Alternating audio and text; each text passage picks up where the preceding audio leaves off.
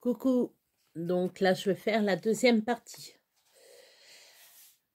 L'hiver est arrivé, nous approchons de Noël. Les fêtes me changeront les idées. D'abord, je dois penser au menu. C'est très important ça, le menu. Combien de plats vais-je préparer? Et puis, comment va-t-on placer la table? Il faut penser aux cadeaux original et personnalisés pour chacun. Marc et Patricia me sont d'un grand secours. Je manque vraiment d'idées. Mes fantômes, car je suis maintenant persuadée que Maître Marceau et Madame n'habitent pas seuls cette maison. On squattait mon cerveau, je ne peux, en dehors de mon travail et de mes occupations quotidiennes, de femme d'intérieur et de mère, réfléchir à autre chose, comme si ma tête ne parvenait plus à fonctionner. Lorsqu'il s'agissait de penser à quelque chose d'autre, un lavage de cerveau doit donner les mêmes résultats. J'avais perdu 5 kilos en 6 mois. Cela faisait maintenant 3 semaines que je n'avais rien connu ou entendu de bizarre. Nous sommes le 22 décembre. Maître Marceau ferme son cabinet pendant une semaine. Demain soir, je vais pouvoir me reposer. Encore 2 jours, tu sais, Marc, et je vais pouvoir dormir pendant une semaine. Au moins ici, je n'entendrai pas de craquements sinistres. Eh bien, cela fait longtemps que je n'avais pas entendu parler de tes apparitions, disons, sonores, hein, murmura Marc en agitant les bras comme un fantôme de bande dessinée. Eh bien, n'empêche que je ne t'en parle peut-être pas, mais j'y pense tous les jours. Tous les jours, j'y pense. Oh non, mais je croyais que tu étais guérie de tes hallucinations nocturnes et passagères, soupira-t-il en se laissant tomber dans le fauteuil. Passagère? La lumière reste allumée au moins une demi-heure à chaque fois. Hallucination? Tu oublies que je ne suis plus seule à avoir entendu la voix de l'enfant. Eh bien, puisque c'est comme ça, je vais emporter un magnétophone et un appareil photo au bureau, et tu verras bien si c'est des hallucinations passagères et nocturnes. Marc ne croit toujours pas mon fantôme. Il faut dire qu'il doit être un descendant de saint Thomas. Il ne croit lui aussi ce qu'il voit. Et c'est ce jour-là qu'il eut de quoi croire, car il a eu de quoi voir. J'étais arrivée comme d'habitude au bureau vers 14 heures. Écoutez bien la suite. Cela faisait bien 1 heure que je me planchais sur un dossier, mais je n'arrive pas à fixer mon attention sur mon travail. Je ne pensais pas comment l'expliquer. C'était comme lorsqu'on a une impression. Un pressentiment. C'est un pressentiment, c'est comme quelque chose que l'on sent en nous, mais qu'on ne peut pas expliquer. Là, c'était pareil. J'avais la sensation d'une présence près de moi ou derrière moi, enfin autour de moi. C'était très désagréable. Ne rien voir et sentir comme si quelqu'un était installé avec moi dans ce bureau. Des flocons de neige commencèrent à tomber vers 16 heures. Très fin, très disparate, je pensais Patricia va être ravie. Elle va pouvoir faire un bonhomme de neige. Celui de l'année dernière n'avait commencé à fondre qu'au début de 4 jours. Il faut dire qu'elle lui avait mis un chapeau et son écharpe pour qu'il n'attrape pas froid.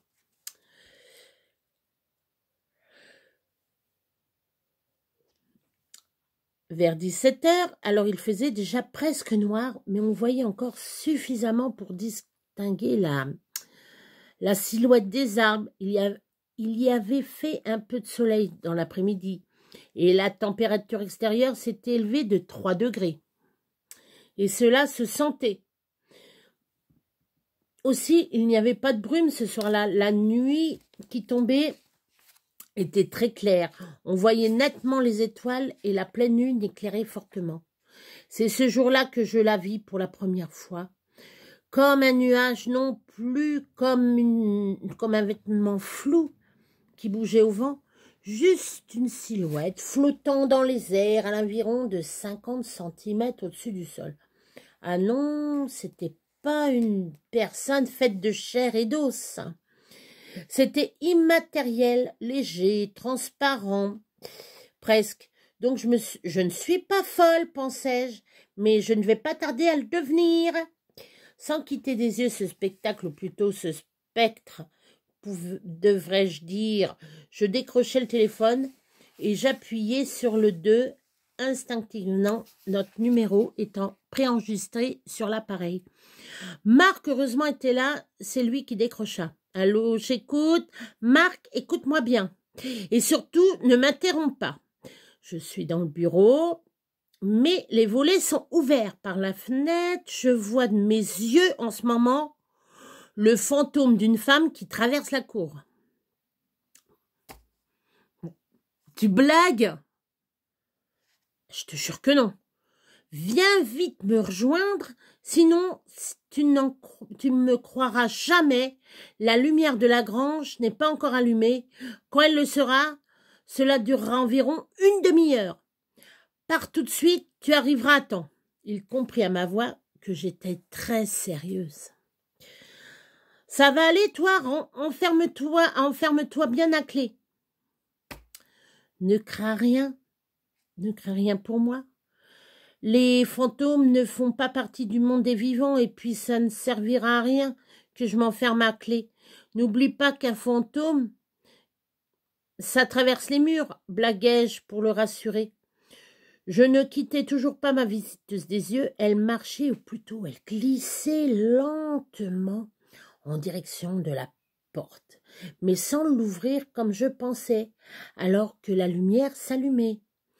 J'avais devant les yeux le même spectacle que la deuxième fois que j'avais assisté au phénomène en présence de Christian Bayon. Une lueur oscillait sous la porte. Marc arriva 20 minutes plus tard. Il était accompagné de Patricia. Il entra précipitamment dans le bureau. « Martine, tu es là ?»« Oui, mais tu aurais dû laisser Patricia à la maison, enfermée à clé avec les deux chiens. Elle ne risque rien. Ce n'est pas la place d'une enfant ici. » C'est ce que je comptais faire, mais tu la connais, elle est têtue, elle n'a rien voulu savoir et je ne l'avais même pas le temps de parlementer qu'elle... Mais elle a quand même pris son nounours pour se donner du courage. « Je suis têtue comme mon père, tu veux dire ?» questionna Patricia, à l'intention de son papa. « Enfin bon, c'est fait, c'est fait. Alors maintenant, tu dois y croire à mes fantômes. Je vois la lumière dans la grange et quelque chose qui bouge sous la porte, d'accord, mais où est ta femme qui flotte? Elle a traversé la porte de grange sans l'ouvrir. » Marc semblait très pâle lui aussi. Patricia serait son ours en peluche, comme s'il pouvait la défendre d'une hypothèse attaque de l'au-delà. C'est Marc qui prit la décision. « Allons ouvrir cette porte de grange tout de suite, avant que la lumière ne disparaisse de nouveau. » D'accord, je me sentais maintenant d'esprit d'un vague guerrier. Je n'avais plus peur de rien, ou presque. La peur avait fait place à l'excitation. La curiosité avait remplacé l'angoisse. Je pris la clé dans la grange, nous descendîmes sans faire de bruit la marche du perron en nous tenant tous les trois par la main. Il y avait une émotion dans chacun des gestes que nous accomplissons. Nous rendions compte qu'il nous arrivait quelque chose d'extraordinaire, hors du commun, surnaturel, énigmatique, quelque chose qui n'appartiendrait qu'à nous trois, que nous ne pourrions partager avec personne d'autre, qui nous rapprocherait encore un peu plus chacun. Marc mit la clé dans la serrure, tourna 2 tours. Il entrebâilla la porte. La lumière était toujours allumée. Il ouvrit plus grand, afin que nous assistions également au spectacle. La femme continuait son chemin sans être gênée par notre présence. Elle traversa la grange totalement pour disparaître enfin à l'autre bout en ressentant de la même manière qu'elle y était rentrée. Mais cette fois en traversant le mur sur une vieille table bancale, il y avait une bougie cassée enfoncée dans une bouteille poussiéreuse qui lui servait de bougeoir et une petite flamme qui arrivait à expiration voltait de 20 centimètres au-dessus de cette bougie sans mèche. Elle s'éteindrait dans un peu de temps, juste le temps que la femme qui flotte ne traverse la cour et la grange, la demi-heure devant être écoulée. Marc courut comme il put à cause des ronces et l'obscurité derrière la grange, mais il ne revint plus, notre visiteuse. Mais il ne revit plus notre visiteuse. Elle s'était évaporée dans la nuit. Tandis que nous refermions la porte de grange à clé, un hurlement terrifiant résonna comme un écho. Nous pétrifiant sur place, Patricia sauta au cou de son père, cachant son visage entre les bras de son nounours. J'eus l'impression d'entendre le cœur de Marc battre à travers sa peau. Quant au mien, il frappa si fort ma poitrine qu'il me coupa la respiration quelques instants.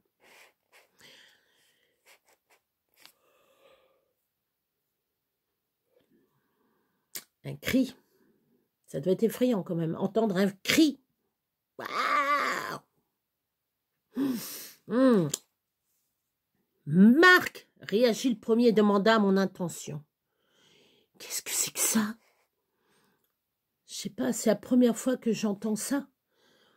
D'où cela venait d'après toi? Je sais pas vraiment. On aurait dit de l'autre côté de la cour, peut-être vers le puits, mais avec la nuit, l'écho est trompeur. Une bête, tu crois? Non, je pense pas, on aurait dit comme un cri poussé d'une montagne à cause de l'écho, justement. Oui, mais le seul défaut de ta proposition, c'est qu'ici, la montagne la plus près est à 250 km. Alors, on rentre, je sais maintenant que je ne suis pas folle, je sais maintenant que cette maison est hantée, je sais maintenant que je donnerai ma démission pour cause du fantôme tapageur. En entrant dans le hall, la voix de l'enfant était parfaitement audible. Tu vois, Marc, on est nombreux ici. Nous avions repris notre sang-froid et nous commencions à blaguer de nos aventures, bien que ce ne fût ni l'endroit ni le moment. Bien, on va voir au grenier, proposa Marc. Il n'y a pas de grenier ici. En haut, ce sont des chambres, je crois, répondis-je. Papa, si on rentrait plus tôt, on a vu la dame fantôme, ça suffit pas, non? Non, on monte, on verra bien. Plus on montait, plus la voix était claire, la voix d'un tout petit enfant qui ne sait pas encore parler, comme des gazouillis plaintifs. On ouvrit toutes les chambres du premier étage et ensuite du second. Mais dans chaque chambre, on entendait la voix sans pouvoir juger où elle venait de droite ou de gauche, comme si elle était incrustée à jamais dans les murs. Alors nous redescendîmes sans mots à l'affût de tout signe et de tout son, puis plus rien. En route, le silence avait pris le dessus. Chacun d'entre nous réfléchissait à ce qu'il venait de vivre. Une demi-heure d'émotion vive, intense, terrible et terrifiante, angoisse pure, surprenante, incroyable et inimaginatif. Je repris la parole la première. C'est dommage que je n'ai pas emporté le magnétophone. Peut-être que ces sons-là ne s'enregistrent pas. Va savoir. En tout cas, c'est ma dernière journée de travail. Demain, je continuerai mon enquête. D'abord, et ensuite, je sortirai 1 heure plus tôt, que la nuit ne me surprenne pas. Alors, voilà. Et puis, le hasard, parfois, vient bien aux aides. Au moment où l'on ne s'y attend pas. Alors que je rentrais à l'épicerie. Le lendemain, ces petites épiceries de campagne qui font aussi bistrot, des pots de pain et dans lequel on peut trouver à la fois du sel fin, des charentaises et le journal du jour. Monsieur Bourseau, le maire, était là. Il me demanda comment à chaque fois que je l'avais par télé... Il me demanda comme à chaque fois que je l'avais au téléphone si ça allait bien. Mais toujours avec un air un peu inquiet, après l'avoir rassuré sur mon état de santé, je repris mon ascension nominale du temps à la région, de la région au village et du village au lieu-dit. Au fait, monsieur le maire, l'autre jour, je me demandais où était l'origine du nom de la butte au loup. Je lui fis part de ma remarque entre l'orthographe actuelle et celle d'antan. Il me dit qu'il était là depuis une 50aine d'années et qu'en fait, il ne savait pas trop sur ce sujet. Il savait aussi que les prédécesseurs de Maître Marceau étaient de jeunes mariés qui venaient d'acheter le domaine lorsqu'ils sont arrivés, mais ils ne sont pas restés longtemps. Elle était malade des nerfs. Dans cet endroit retiré, elle ne s'y plaisait pas. Ils ont dû partir et avant ce jeune couple, la maison était inhabitée depuis 18 ans. Ah bon, et pourquoi? Ah, vous savez, ici, on est en Brenne. Cette maison a une histoire, les gens parlent beaucoup en campagne. Mais c'est des bêtises, les gens qui y étaient avant y ont vécu pendant plus de 30 ans. Qu'est-ce qu'on raconte comme histoire, monsieur le maire? Ah, des bêtises, je vous dis. Et il insiste en réitérant sa question. Et vous, ça va bien? C'est bien calme là-bas? L'épicière, se croyant obligée d'en rajouter, me demande. Mais vous n'avez pas peur toute seule? C'est si éloigné. Mais je serais pas tranquille. Je pensais non, je n'ai pas peur, je suis complètement terrorisée. Et bravant mes sentiments, lui répond. Mais pourquoi je devrais avoir peur? Ah, cette maison, il paraît qu'il s'y passe des choses d'après ce que disent les vieux. Quelle chose? Il paraît qu'on y voit de la lumière pendant qu'elle était inhabitée. Sans doute des vagabonds qui s'y étaient installés, des squatteurs comme on dit maintenant. Mais les gendarmes y sont venus voir et ils n'ont rien trouvé. Mais avec tout ce qu'on entend à la radio et ce que l'on dit et ce que l'on lit dans les journaux, moi, je n'y serais pas tranquille à la butte au loup, continua-t-elle pour me réconforter. Moi, on me dit ça, moi j'ai la peur au ventre, hein, j'ai une boule au ventre. Je me disais qu'il y avait toujours des gens qui ne savaient jamais se taire quand il fallait. Et la dame du jeune couple qui vivait avant Maître Marceau au domaine avait des circonstances atténuantes de faire de la dépression. Si, comme moi, elle était témoin de ces choses inexpliquées, le mari de l'épicière lui était du village et depuis plusieurs générations, il s'approcha de nous et se mêla à notre conversation. Le domaine de la butte au loup, il y a une personne qui vous racontera son histoire. Elle l'a racontée à mon père alors qu'il allait à l'école, et qui me l'a racontée ensuite. C'est la mère Pinson, la vieille Clémentine Pinson. L'ancienne institutrice, elle a 99 ans, mais toute sa tête. Allez la voir de ma part, elle vous racontera. Ravi de ce coup de chance, je demandai à Maître Marceau de sortir 1 heure plus tôt le lendemain afin de me rendre chez mademoiselle Pinson. Je pensais qu'à son âge, elle devait se coucher de bonne heure. Il serait plus convenable que je n'arrive pas trop tard chez elle. La maison de mademoiselle Pinson était comme celle des petites maisons campagnardes, haute à cause du grenier, avec de toutes petites ouvertures par lesquelles il fallait se baisser largement pour ne pas se cogner la tête. Je frappai à la porte, il était 17 heures.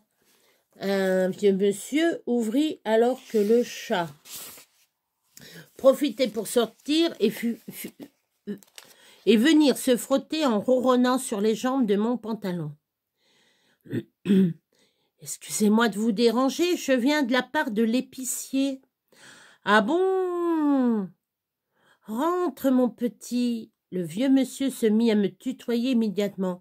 Il faut dire que nous n'avions une telle différence d'âge que j'aurais pu être sa petite fille. Mademoiselle Pinson était ainsi dans un fauteuil, toute de noir vêtue, avec un col de dentelle blanche sur sa blouse, les cheveux tirés en chignon. Elle ne portait même pas de lunettes, elle faisait 75 ans. Elle en avait 99. Le vieux monsieur qui m'avait ouvert la porte était son frère. Ils avaient toujours vécu ensemble. Lui était l'ancien postier et elle l'ancienne institutrice du village. La pièce était parfaitement rangée, le parquet astiqué, les patins attendaient devant la porte les pieds des visiteurs. Une pendule écrénait les minutes et les marquant de son tic-tac bruyant, un bon goût de viande et de pommes de terre mijotées doucement sur la cuisinière à bois.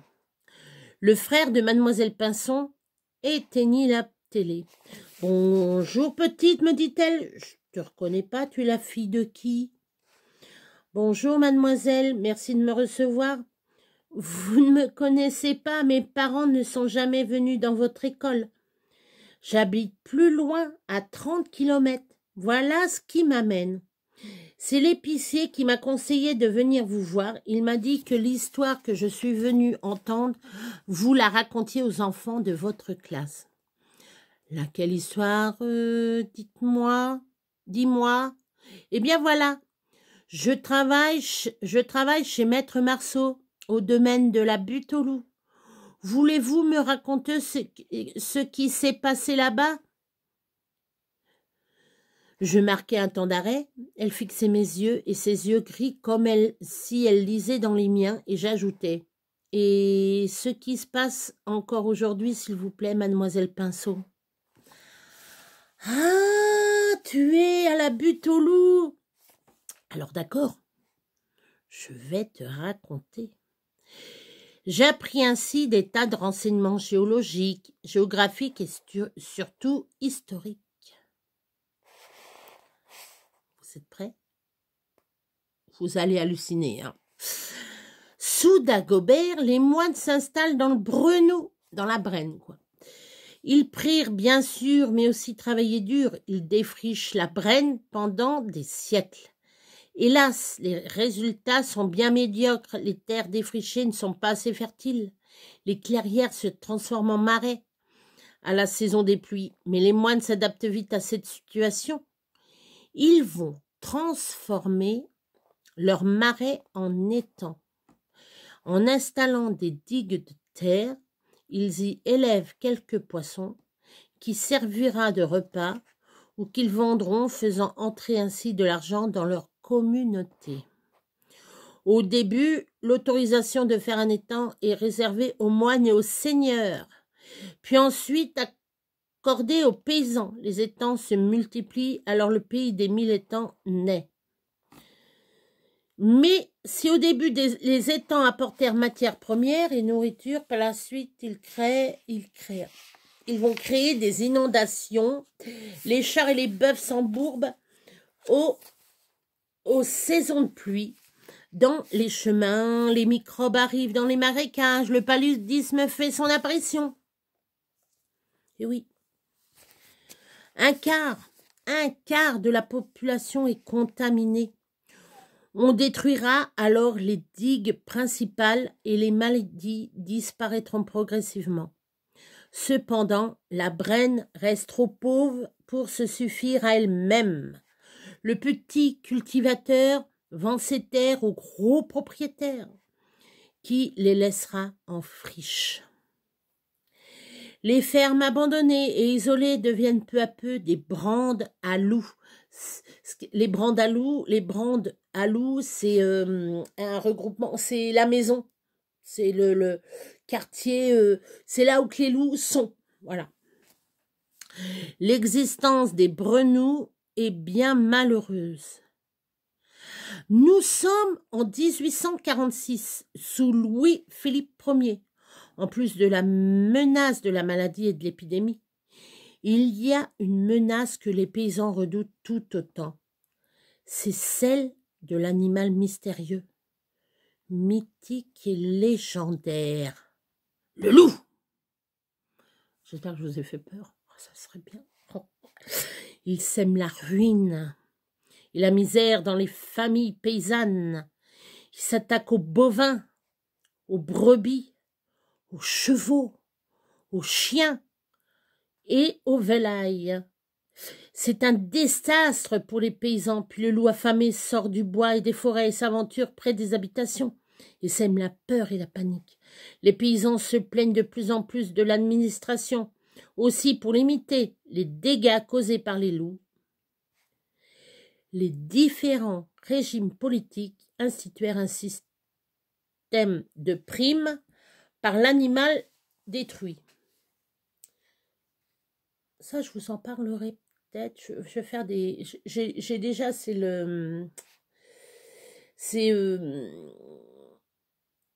des gens, dans le temps, ils étaient là pour tuer les loups. Mais je ne sais plus comment on appelle ça. Faut que je retrouve le mot. Et ils étaient que là pour tuer des loups. Les chasses et les battues se multiplient alors. L'hiver 1846 et 1847 est terrible. La famine sévit, la vie est très dure. Le travail manque, la Brenne est une vallée de larmes et de douleurs oubliées.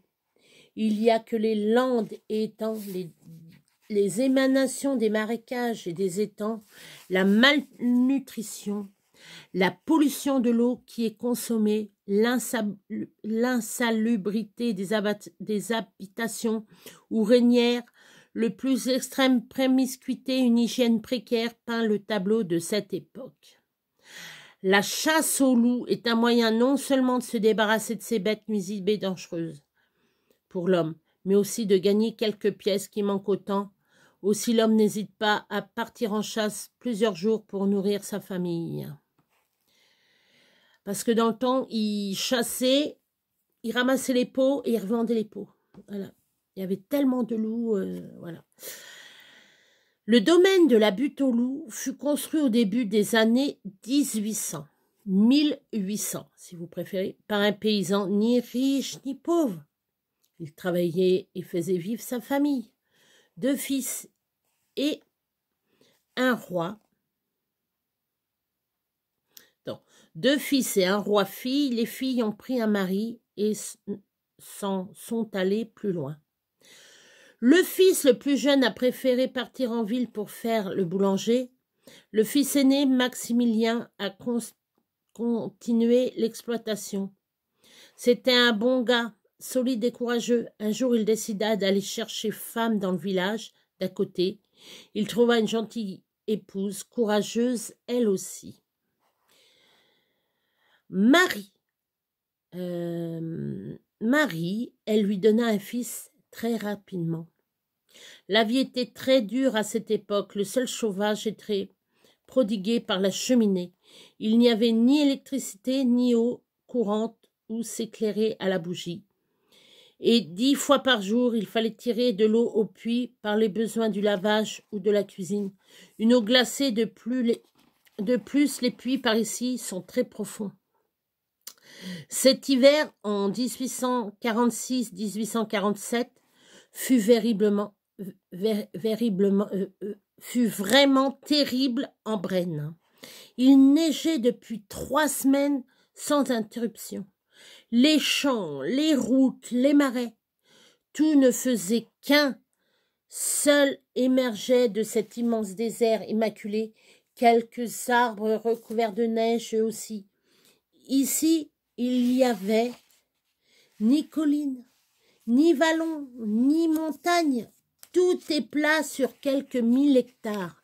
Du lever au coucher du soleil, un brouillard épais flotte sur la campagne, déserte et silencieuse. On ne vit pas vieux à cette époque, à cause des maladies, d'une autre, bien sûr, mais aussi de la vie courante. Il faut travailler dur pour vivre au quotidien. La nourriture est rare, la chasse peu abondante, les animaux ne trouvant rien à manger sont faibles et de petite taille. Tout est silence, on peut parcourir des kilomètres sans apercevoir une habitation. Sans entendre un seul bruit, il faut ramasser le bois pour se chauffer. Et puis il faut beaucoup marcher pour ramasser quelques fagots, et marcher on ne sait sur quoi.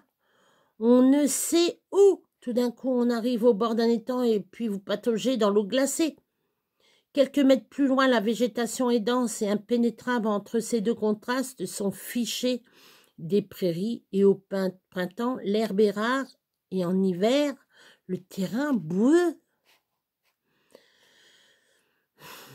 Alors il reste la chasse aux loups, qui rapportera quelques pièces, mais aussi qui protégera la vie. Car les loups aussi sont affamés. Ils s'approchent de plus en plus près des habitations pour trouver quelque nourriture.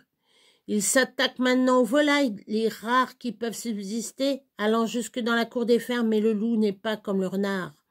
S'ils s'attaquent tous les deux aux volailles pour manger, le renard se sauvera, à la moindre approche humaine. Le loup, au contraire, attaquera l'homme sans crainte.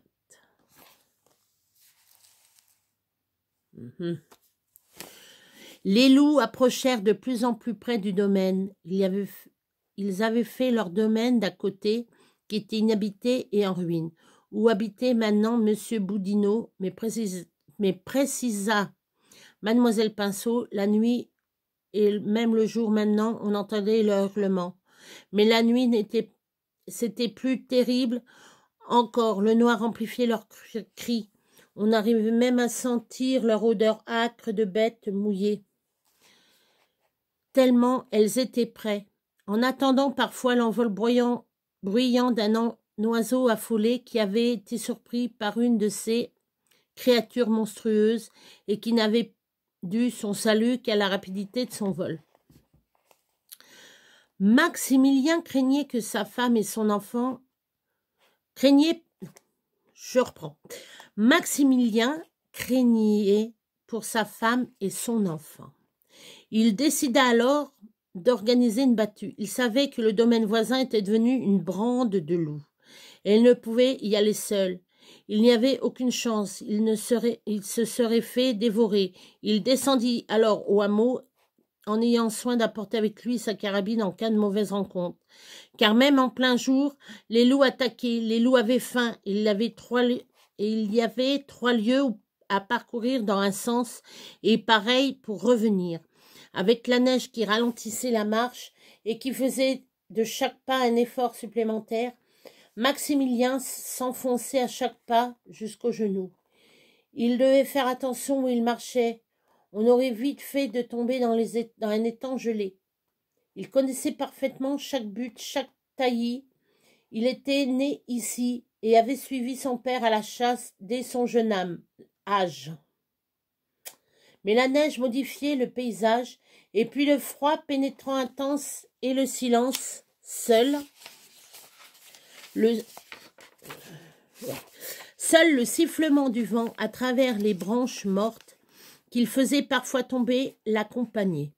Ainsi, Maximilien étudiait le moindre bruit. Il connaissait aussi chaque son, chaque cri d'oiseau. Il reconnaissait la sarcelle et le courlis, le rouge-gorge et la mésange charbonnière. Il savait faire la différence entre la chouette effraie et la chouette chevêtre. Il savait pister le cochon. Comment dire, il écoutait le silence. Arrivé au hameau, il entraîna avec lui quelques fermiers et décidèrent la battue pour le lendemain matin au lever du jour. Ce fut une véritable et mémorable battue. Ça grouillait de louveteaux qui seraient devenus de féroces loups. Eux aussi, dans quelques mois, la battue se révéla lucratif.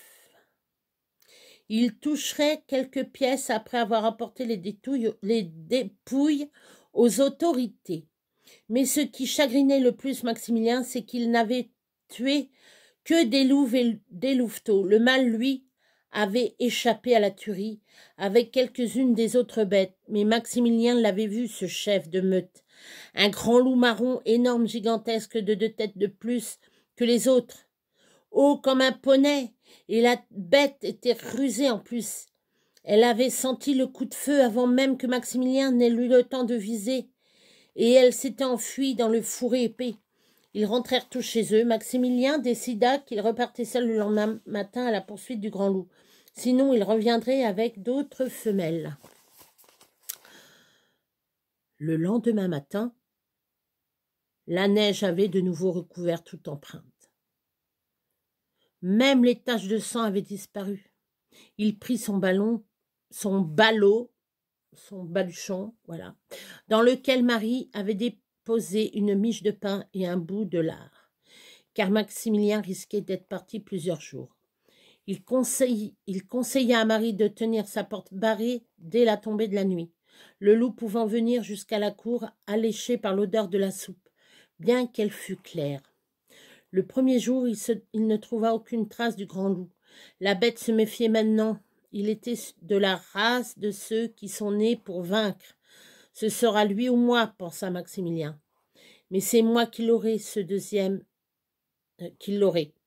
Le deuxième et troisième jour, il crut qu'il ne le trouverait plus. Le froid était toujours aussi intense et Maximilien devait faire un feu pour ne pas mourir la nuit et ne devrait pas dormir pour ne pas se faire attaquer.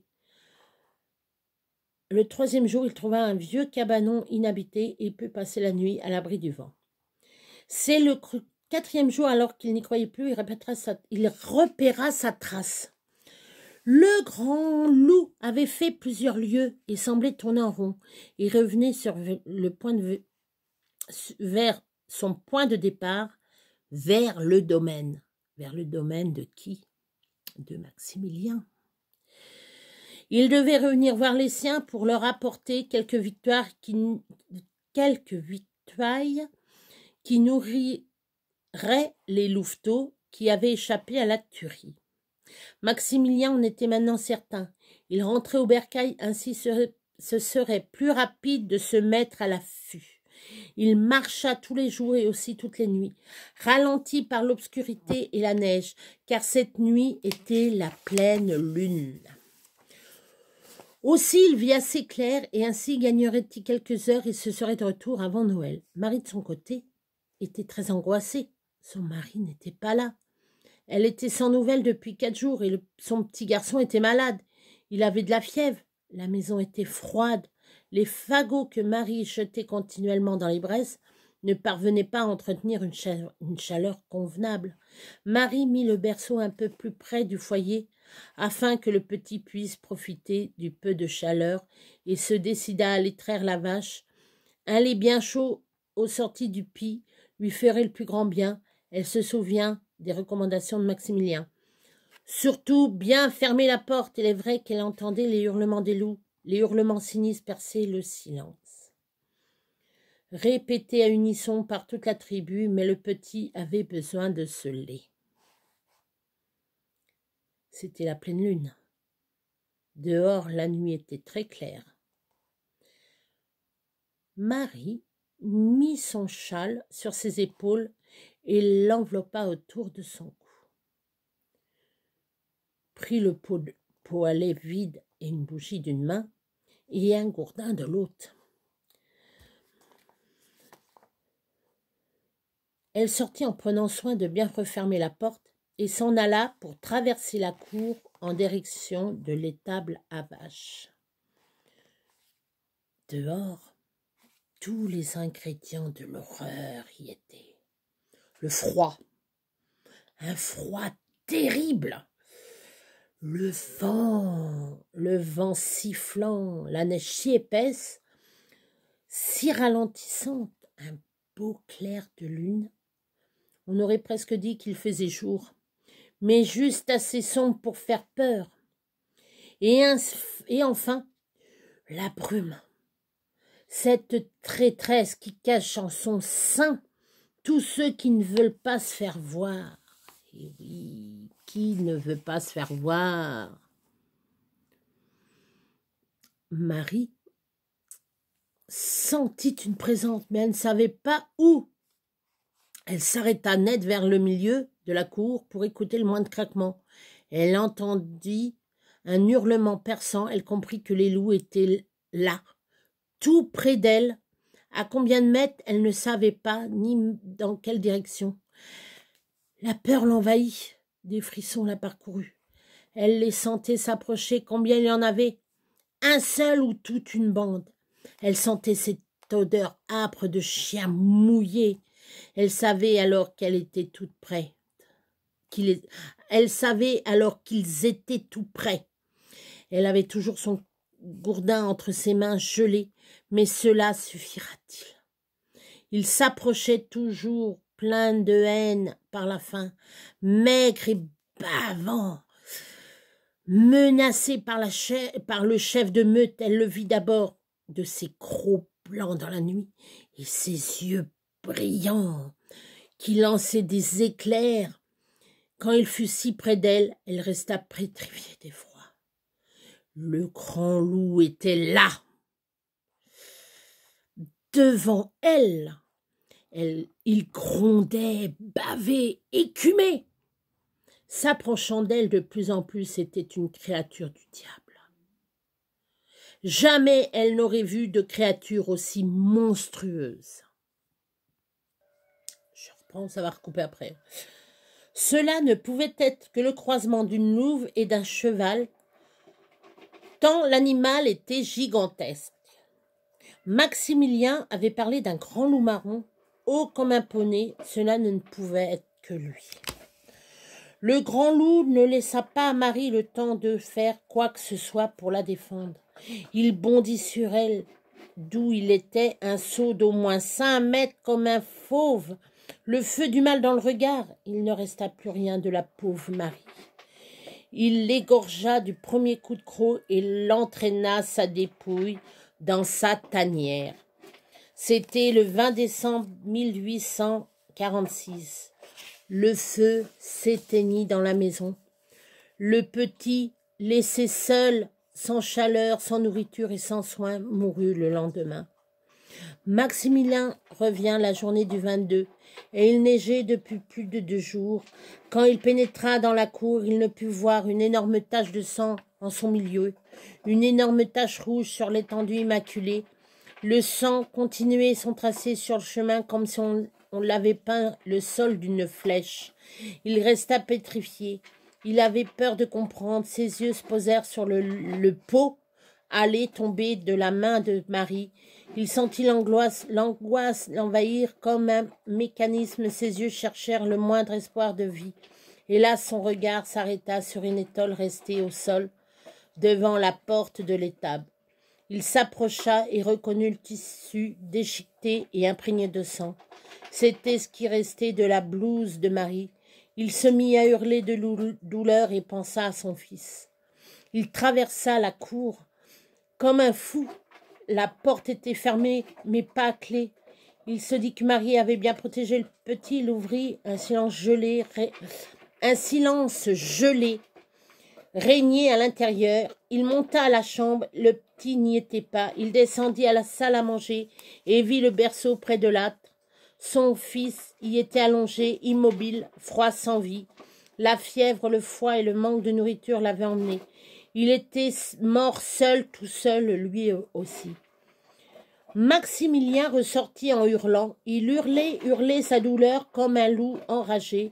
Il devenait fou de douleur. Il avait tout perdu, tous ceux qui étaient pour lui la vie. Sa femme si aimée, Marie, et son fils adoré, tous deux morts dans des conditions inimaginables d'horreur. Il se dirigea vers le puits, monta sur la margelle et se jeta dans la tête la première.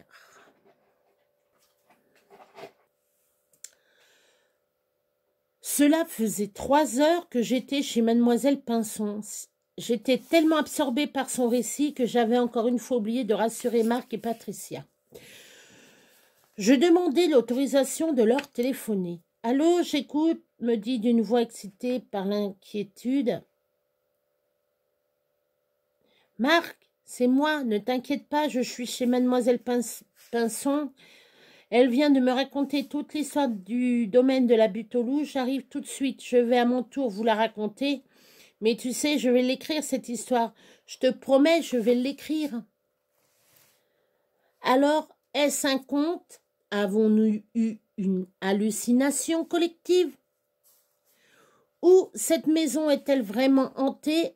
Vous serez bien votre propre opinion à la lecture de ce récit. Mais si vous doutez pour rendre la réponse,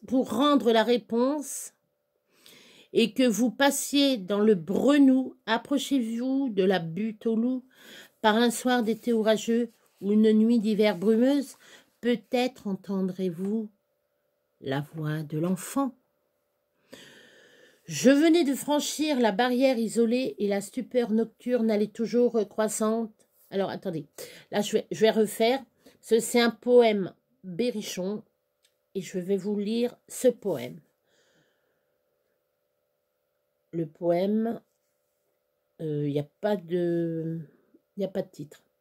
Je venais de franchir la barrière isolée et la stupeur nocturne allait toujours croissante du ravin tortueux à la tour écroulée. Quand soudain j'entendis un bruit rauque et perçant, j'étais déjà bien loin de toutes mes terries, dans un creux surplombé par une croix pourrie, dont les vieux bras semblaient prédire le destin.